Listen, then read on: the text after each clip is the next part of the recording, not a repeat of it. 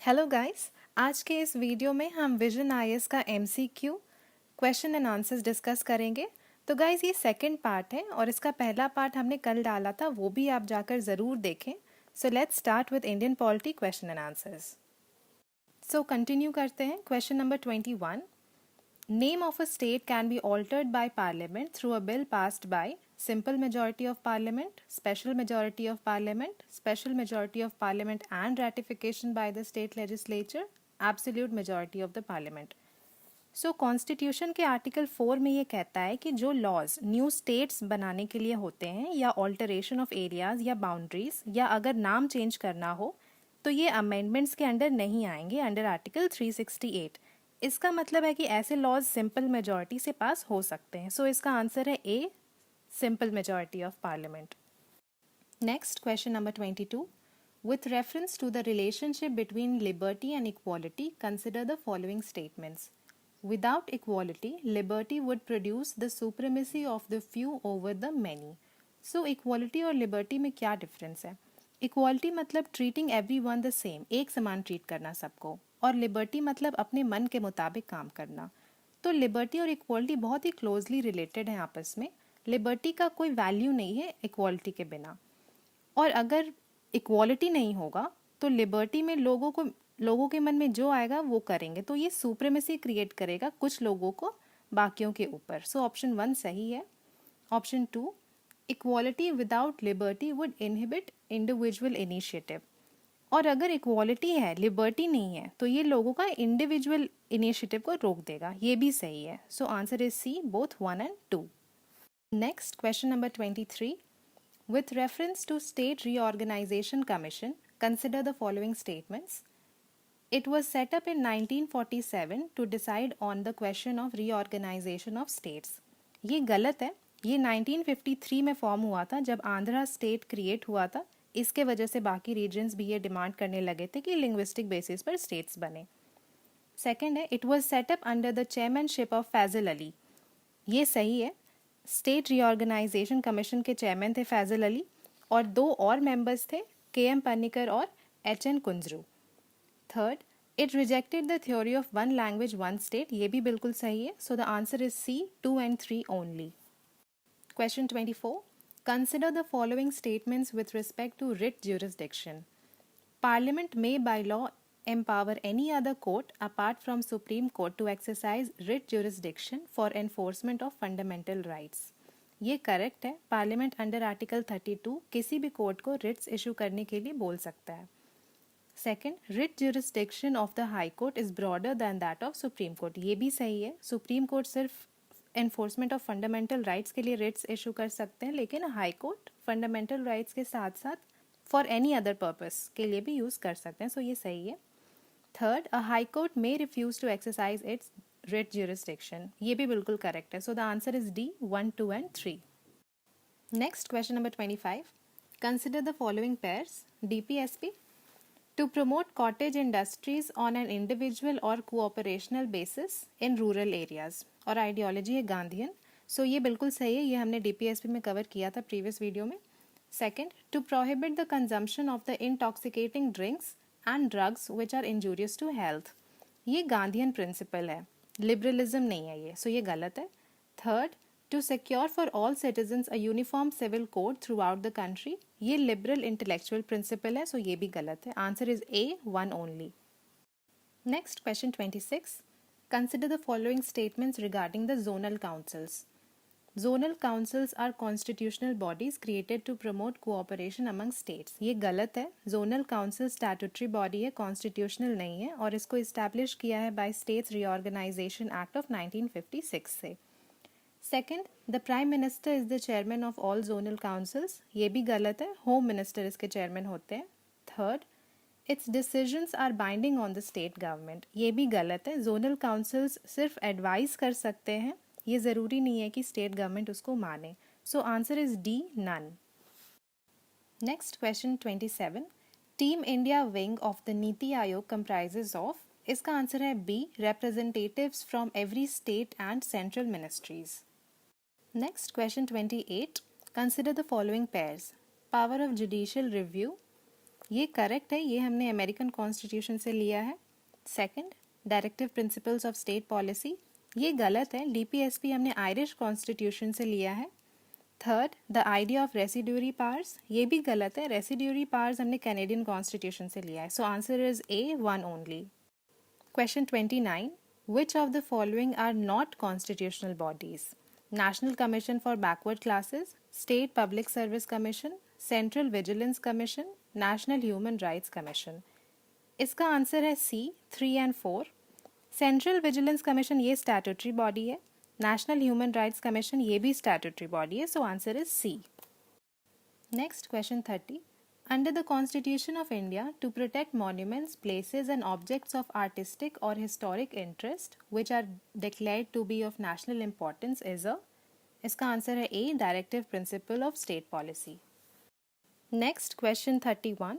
With reference to a bill contemplating cession of Indian territory to a foreign state, consider the following statements. It require prior recommendation of the President. ये गलत है, ये सिर्फ constitution को amend करके ही हो सकता है अंडर आर्टिकल 368, और इसके लिए प्रेसिडेंट के प्रायर रिकमेंडेशन की ज़रूरत नहीं होती है। Second, such a bill can be passed with a simple majority of the both the houses of the parliament like an ordinary bill, ये भी गलत है। According to article 368, bill special majority से पास होना चाहिए in each house. So answer is D, neither 1 nor 2. Next, question number 32. Which of the following are the implications of imposition of President's rule in a state? The President dismisses the State Council of Ministers headed by the Chief Minister. ये सही है। State Governor with Chief Secretary of State President के behalf पर state को administer करते हैं।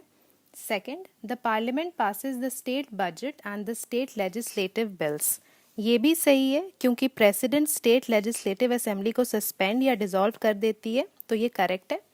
Third, the powers and functions of the state high court are taken over by the supreme court, ये गलत है। हाई कोर्ट के पावर, पोजीशन, स्टेटस और फंक्शन सेम ही रहते हैं प्रेसिडेंट रूल के टाइम पर भी। So the answer is B, 1 and 2 only. Question 33. The government of India act of 1919 provided for the adoption of diarchy at the provinces and center respectively. तो government of India act 1919, इसे Montagu Chelmsford reforms भी बोलते हैं, इसने central और provincial subjects को separate किया था और प्रोविंशियल सब्जेक्ट्स को भी 2 पार्ट्स में डिवाइड किया था, ट्रांसफर्ड एंड रिजर्व्ड। यहाँ पर आप डिफरेंस समझिए। गवर्नमेंट ऑफ इंडिया एक्ट 1919 में डायरकी एट प्रोविंसेस इंट्रोड्यूस हुआ था, डायरकी एट सेंटर इंट्रोड्यूस हुआ था गवर्नमेंट ऑफ इंडिया एक्ट 1935 में। सो ऑप्शन 1 गलत है। Second, appointment of a statutory commission to inquire into and report on the working of this act, ये correct है। Third, establishment of a public service commission, ये भी correct है। 1926 में central public service commission set up हुआ था for recruiting civil servants. So answer is C, 2 and 3 only. Question number 34. Which of the following conditions should be necessarily satisfied for conducting democratic elections in a country? Every person must have one vote of one value, ये सही है। Freedom to contest elections, ये भी correct है। Elections must be held regularly, ये भी सही है। Winning candidate must secure more than 50% of the valid votes polled, ये ज़रूरी नहीं है। Winning candidate को सिर्फ majority सिक्योर करना होता है, ये 50% of the total valid votes हो सकता है और नहीं भी हो सकता है। So answer is A, 1, 2 and 3 only. Next, question 35. Which of the following is an essential feature of democracy? People directly take all the major decisions, ये गलत है। पीपल डायरेक्टली डिसीजंस नहीं लेते हैं, जो इलेक्टेड मेंबर होते हैं वो लेते हैं decisions. Option 2, each adult resident must have 1 vote of equal value, ये भी गलत है। रेसिडेंट नहीं होना चाहिए, यहाँ पे सिटीजन होना चाहिए। रेसिडेंट तो फॉरेनर्स भी हो सकते हैं, उनको वोट नहीं देना होता है।